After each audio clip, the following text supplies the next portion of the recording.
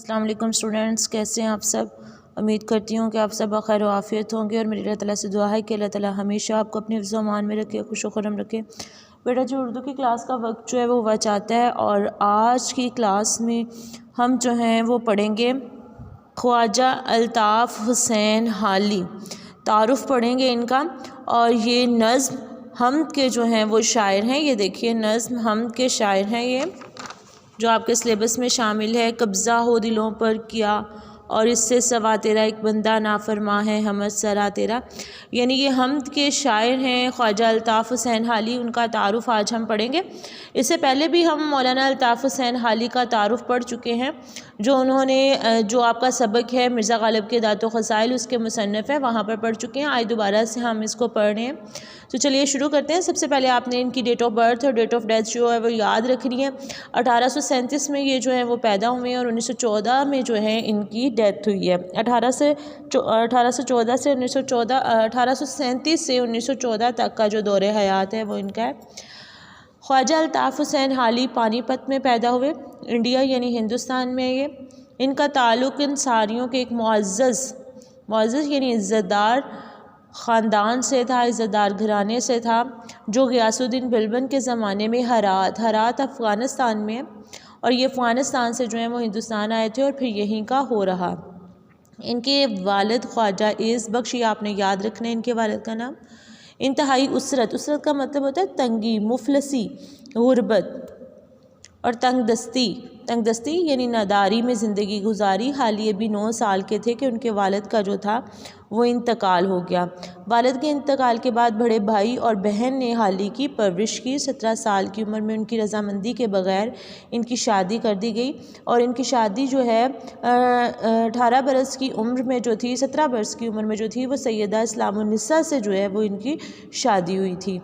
अच्छा जी, उसके बाद इल्म का शौक़ था इन्हें बहुत ज़्यादा।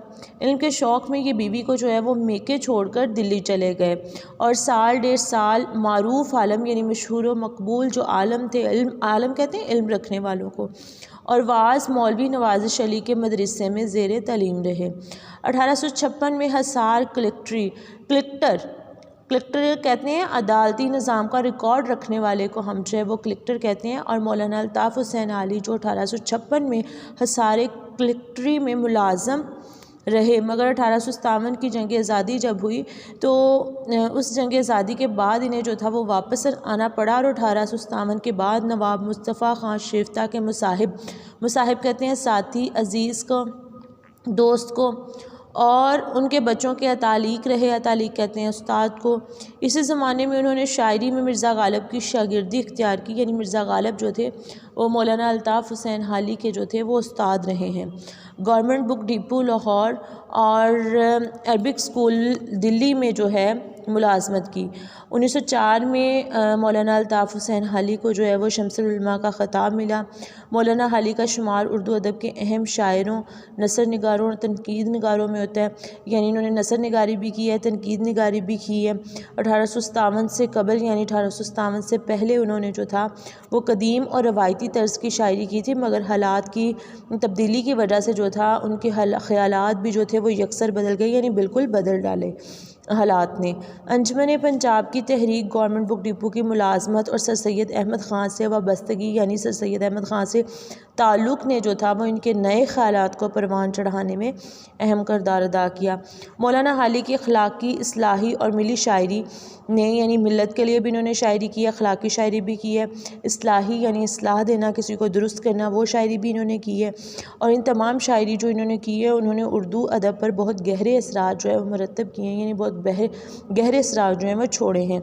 इन्हें जदीद शायरी, तनकीद निगारी और सवानह निगारी, तनकीद निगारी यानी कि किसी टॉपिक को, किसी के लिखे हुए को पढ़ना और उसके बाद उस पर तहकीक करना जो है उसे हम कहते हैं तनकीद निगारी।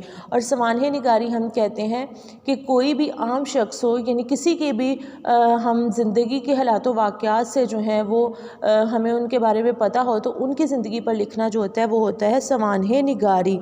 तो इन्हें सवानह निगारी में जो है वो अवलियत का जो है वो दर्जा हासिल है। मौलाना हाली ने नसर और नज़्म में कई किताबें यादगार छोड़ी हैं। उनकी अहम किताब किताबों में जो है वो दीवाने हाली, मसदस हाली, मदजर इस्लाम। अच्छा, ये मसदस हाली जो मदजर इस्लाम है, ये सर सैयद अहमद ख़ां के कहने पर जो है इन्होंने लिखी थी। उसके अलावा मुकदमा शेर व शायरी तनकीदी किताब है, ये लिखी है। यादगार गालिब जो है ये भी सवान उमरी है, ये इन्होंने लिखी है। हयात सादी भी सवान उमरी में पर मुश्तमिल है, इन्होंने ये लिखी है। और हयात जवेद जो सर सैयद अहमद ख़ां की ज़िंदगी पर लिखी है, ख़ुसूसियत से काबिल ज़िक्र हैं, यानी ये इनकी तसानीफ़ के नाम हैं जो आपने याद करने हैं। तसानीफ़ के नाम के साथ साथ जो है और आपने क्या याद करना है, ये मैं आपको बता दूँ। Date of birth, date of death, इनकी जाए पैदाइश यानी जिस जगह ये पैदा हुए हैं, पानीपत में पैदा हुए हैं, ये आपने याद रखना है। और किस ख़ानदान से इनका ताल्लुक़ है, ये बात आपने याद रखनी है। ये कहाँ से जो है वो हिंदुस्तान आए थे, हरात यानी अफ़गानिस्तान से हिंदुस्तान आए थे। इनके वालिद का नाम आपने याद रखना है। कितने साल के थे कि उनके वालिद का इंतकाल हो गया और बाद में किसने परवरिश की, ये आपने याद रखना है। इन्होंने कलेक्टर का जो ओहदा था या कलेक्ट्री में जो मुलाजमत इख्तियार की थी, कलेक्ट्री की, वो कब इख्तियार की, वो आपने सन याद रखना है। इसके अलावा किसके शागिर्द रहे हैं, ये आपने याद रखना है। शम्सुल उलमा का ख़िताब इन्हें भी दिया गया है, कब दिया गया है, 1904 में दिया गया है, ये आपने याद रखना है। इनकी तसानीफ़ के नाम याद रखने हैं। किस किस से इनकी वाबस्तगी थी, सर सैयद अहमद ख़ां से वाबस्तगी थी, और कहाँ मुलाजमत इख्तियार की, गवर्नमेंट बुक डिपो की मुलाजमत इख्तियार की, ये बात याद रखनी है। तसनीफ़ के नाम आपने बड़े अच्छे तरीके से याद रखने हैं। और ये इंपॉर्टेंट पॉइंट्स जो मैंने आपको बताए हैं आप इन्हें अंडरलाइन कर लें for MCQs according to board pattern, और इसे आपने बड़े अच्छे तरीके से याद करना है। तारुफ हमने ओवरऑल पढ़ना है, लेकिन जो इंपॉर्टेंट पॉइंट्स हैं ये आपने बड़े अच्छे तरीके से सन जो है स्पेशली वो बड़े अच्छे तरीके से याद करने हैं, क्योंकि MCQs में जो है वो अक्सर सन वगैरह, पैदाइश, वफ़ात और कब शम्सुल उलमा का ख़िताब मिला, ये तसनीफ़ किसकी है, इस तरह के क्वेश्चन जो हैं वो पूछे जाते हैं। तो इसे आपने बड़े अच्छे तरीके से याद करना। उम्मीद करती हूँ कि आपको ये समझ आ गई होगी। हमने ये पहले भी पढ़ा हुआ है, आज हमारा चलिए एक किस्म का रिवाइज़ हो गया। आप भूलना नहीं चाहिए, किसी किस्म की समझ ना आई हो तो आप अभी कमेंट करके जो है वो मेरे से पूछ सकते हैं।